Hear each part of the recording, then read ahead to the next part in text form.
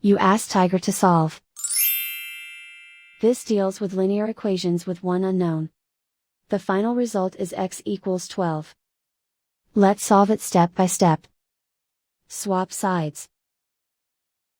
Group all constants on the right side of the equation. Subtract 5 from both sides.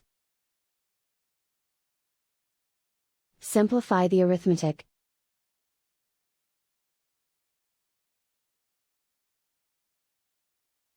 Isolate the x. Multiply both sides by 2. Group like terms. Multiply the coefficients. Simplify the fraction. Simplify the arithmetic. And so the final result is x equals 12.